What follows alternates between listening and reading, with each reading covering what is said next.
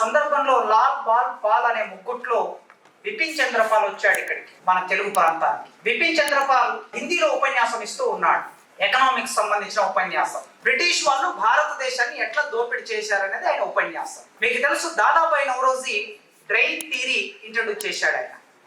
ఆ థియరీ గురించి చెప్తున్నాడు. ఓ ఉపఖండముతో సరితూగెంతటి సువిశాలమైన భారతావనిపై బ్రిటిష్ వాడు తిరుగులేని రాజకీయ అధికారం చెలాయిస్తూ తమ దేశ సౌభాగ్యం కోసం ఈ దేశ స్థితి సంపదని తరలించకపోవటమే ఆర్థిక దోపిడీ.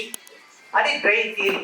ఇట్లా ఒక గంట సేపు మాట్లాడిన తర్వాత ఆ వేదిక మీద చిలకమర్తి లక్ష్మణస్వామి గారు ఉన్నారు. ఆయన బేసిక్ గా పోయెట్, ఈయన economist. Bipin Chanderpaul economist, Chilakamarthi poet. ఇప్పుడు ఇంటర్ డిసిప్లినరీ ఎలా ఉంటుంది వ్యక్తీకరణ చూడండి. గంట సేపు బిపిన్ చంద్రపాల్ ఇచ్చిన ఉపన్యాసాన్ని ఎకనామిక్స్ ను ఒక పోయెట్ లేసి ఆ వేదిక మీద భరత ఖండంబు చక్కని పాడియావు, ఇందూరు లేగ దూడలై ఏడ్చుచుండా, తెల్లవారును గడసరి గొల్లవారు వెతుకుచున్నారు మూతులు బిగియగట్టి.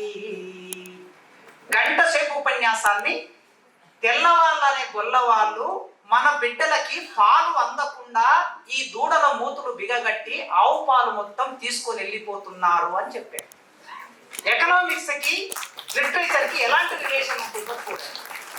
కనుక మనం వీటన్నిటిని అన్వేషణ చేస్తూ ఉంటే మనకి అర్థమవుతూ ఉంటాయి.